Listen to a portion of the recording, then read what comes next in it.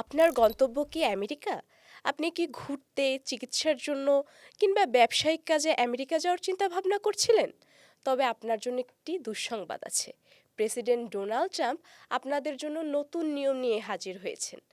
এই নিয়ম অনুযায়ী এখন আমেরিকার ভিসা পেতে হলে আপনাকে জামানত বা বন্ড হিসেবে দিতে হবে ৫,০০০ থেকে $১৫,০০০ পর্যন্ত। তবে বাংলাদেশ কিন্তু এতদিন এই তালিকায় ছিল না। গতকাল আমেরিকার পররাষ্ট্র দপ্তর থেকে দেওয়া এক বিজ্ঞপ্তিতে দেখা গেছে বাংলাদেশকেও নতুন করে এই তালিকায় সংযুক্ত করা হয়েছে, যার ফলে এখন বাংলাদেশিদেরও আমেরিকার ভিসা পেতে হলে গুনতে হবে ৫,০০০ থেকে $১৫,০০০ পর্যন্ত। বাংলাদেশি টাকায় যা দাঁড়ায় প্রায় ১৮,৩৫,০০০ টাকা। এবার কাকে কত ডলার গুনতে হবে সেটি নিয়েও আপনাদের মনে প্রশ্ন থাকতে পারে। কে কত ডলার দিয়ে ভিসা পাবে সেটি নির্ধারণ করবেন ভিসা কর্মকর্তারা।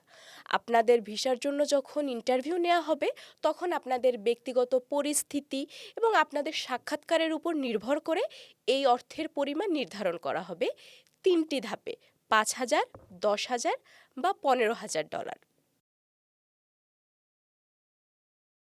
তবে সবার জন্য কিন্তু এই অর্থ গুনতে হবে না।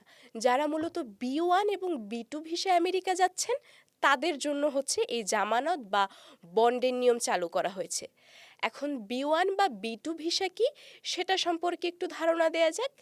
B1 ভিসা মূলত যারা পেশাগত কাজে, পড়াশোনার জন্য কিংবা ব্যবসায়িক আলোচনা বা এ সংক্রান্ত কোনো কাজের জন্য যেতে চাচ্ছেন তাদের আমেরিকা দিয়ে থাকে B1 ভিসা। আর যারা মূলত বিনোদনের জন্য, যেমন ঘোরাফেরা, বন্ধুবান্ধবদের সঙ্গে, আত্মীয় স্বজনদের সঙ্গে দেখা করা, এরকম কাজের জন্য যারা যেতে চাচ্ছেন তাদের আমেরিকা দিয়ে থাকে B2 ভিসা।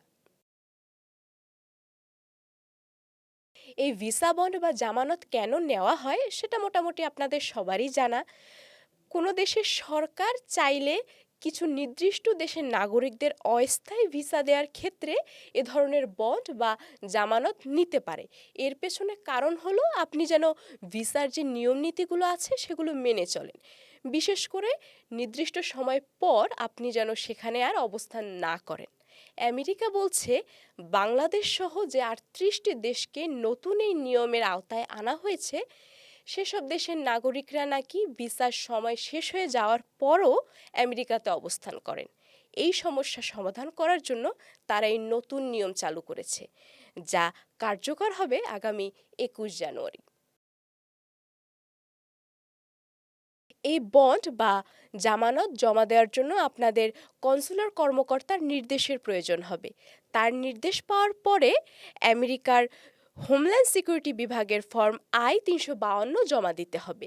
এজন্য pay.gov নামে যুক্তরাষ্ট্রের অর্থ মন্ত্রণালয়ের অনলাইন পেমেন্ট প্ল্যাটফর্মের মাধ্যমে বন্ডের শর্তের সম্মতি জানাতে হবে।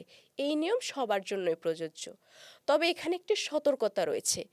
আপনি যদি যুক্তরাষ্ট্রের নিজস্ব ওয়েবসাইট ছাড়া, যেটি তারা সরবরাহ করেছে, এর বাইরে যদি আপনি অন্য কোনো ওয়েবসাইট থেকে বন্ড বা জামানত জমা দিয়ে থাকেন তার দায় কিন্তু মার্কিন সরকার নেবে না। এমনকি কনসুলার কর্মকর্তার নির্দেশ ছাড়া যদি আপনি বন্ড জমা দিয়ে থাকেন সেক্ষেত্রে কিন্তু আপনি সেই অর্থ ফেরতও পাবেন না। এখন আপনারা যারা এই বন্ড বা জামানত জমা দিয়ে আমেরিকা যাচ্ছেন আপনাদের জন্য কিন্তু বিমানবন্দরও নির্দিষ্ট করে দেওয়া হয়েছে। আপনাদের জন্য যে ৩টি বিমানবন্দর নির্দিষ্ট করে দেওয়া হয়েছে সেগুলো হলো Boston Logan international airport, John F Kennedy international airport ও ওয়াশিংটন ডুলস ইন্টারন্যাশনাল এয়ারপোর্ট। এই এয়ারপোর্টগুলো ছাড়া কিন্তু আপনারা যুক্তরাষ্ট্রে প্রবেশ বা সে দেশ থেকে বের হতে কোনোটাই পারবেন না। এই বন্ড বা জামানতের ক্ষেত্রে কি কোনো ছাড় বা মওকুফের সুযোগ আছে? এমন প্রশ্নও হয়তো বা আপনাদের অনেকের মনে আসতে পারে। তবে দুঃখের বিষয় হলো আমেরিকা সরকার জানিয়েছে খুব সীমিত কিছু ক্ষেত্রেই এই ছাড় বা মওকুফের সুযোগ রয়েছে। যেমন আপনি যদি আমেরিকার সরকারের কাজে কিংবা মানবিক কোনো প্রয়োজনে সেখানে গিয়ে থাকেন সেক্ষেত্রে এই জামানত বা বন্ড মওকুফের সুযোগ থাকতে পারে। তবে আপনি যদি ব্যবসায়িক কাজে কিংবা ঘুরতে যাওয়ার কথা চিন্তা করেন সেক্ষেত্রে কিন্তু আপনার জন্য এই সুযোগ একদমই নেই।